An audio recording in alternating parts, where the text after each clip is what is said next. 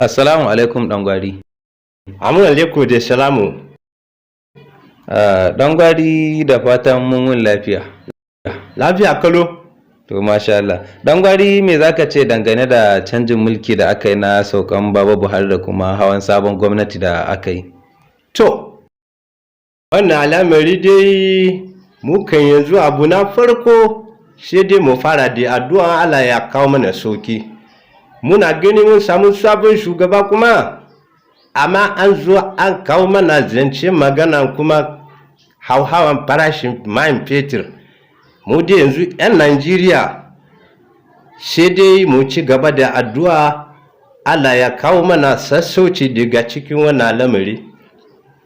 To amma ɗan gwari baka ganin cewa kaman wannan hauhawan farashin mai ko akwai wani gaci da shugaba ke so ya kai ko cire tallafi da ya ko akwai wata manufa a ciki tasa da yake so ya cimma? To, kashe ne yanayin yadda mulki yanzu yana tafi. Sai ka gani mutum kana yi mishi kallon zama yana ji tausayin mutane shi kuma sai ya zo ya zama abun duka ya zama yana lashe shi manufashi mutane gaba daya. To amma ko mu a nan Gwari gaskiya har yanzu ba mu gane wannan al'amari ba tukuna, saboda shi mun zabe shi ne a matsayin wanda zai kawo mana sauki, mu samu sauki a mulkin shi, mu samu sassauci da yanayin sadan abinci da muna ciki. Gashi kuma bayan sadan abinci ga yanayin sadar rayuwa yadda ya kasance. Kaji dalili kenan, amma shine har yanzu dai muna nan muna zuba idanu ko Allah zai sa ya gane menene ya kawo sauki ma talakawan shi na Najeriya gaba daya. To amma yanzu me zaka ce dangane da gwamnatin da ta wuce ta Baba Buhari, kasancewan wasu suna ce Baba Buhari bai adalci ba, daga baya kuma suna ta yaban shi suna cewa yayi kokari.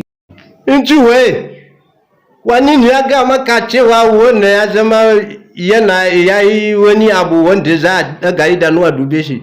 Ka tuna da cewar wannan sofo da lokaci da mun zabe shi, shi din nan ya kamata ya ce ya daga idon shi ya duba cikin zuciya mutane yadda su nuna mishi so da kauna, amma da an wayi gari sai gashi nan kuma ya zo ya wasa ma mutane kasa ido, amma kasan ma ba sai da ya hada da burinkono duka ya zuba ma mutane, kowa ya zama makafu.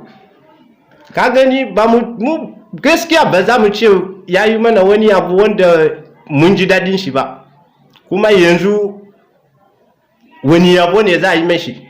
Har yanzu ni dan Gwari ina na kan bakana ba ni jin dadin abun da Janar Buhari ya yi a kasar na har ya yi shekara 8 ya sauka.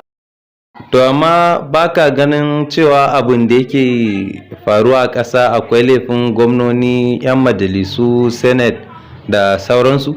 Ta bari kawai gaskiya za a iya cewa in suna da laifi ma Hausa ya ce wai menene da dawa yana da wari ba, bera ma yana da sata. To amma yadda ni na gani na yi nan zari a kai, gaskiya laifin gwamna ko senate ko makamancin shi ba, gaskiya ni ban gani laifin shi, tunda shi ba yi da ikon ya je ya ce a yi kaza a yi. Dukan wani abu yana hannun shugaba ne, abin da shugaba ya yi kuma su ma dole ne su zuba idanu. Ka gani in ba ka samu talakawa wanda sun san menene ana nufi da siyasa ba, sai su yi ta gani haushi gwamna nasu kawai da gangan ko senator. Senate kuma wallahi shi ma da ya mai da shi karen farauta.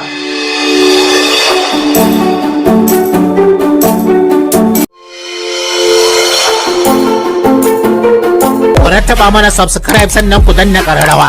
Haka zalika ku san bada mana like, ku saburbudo mana sharhi sannan ku yada wannan dauka.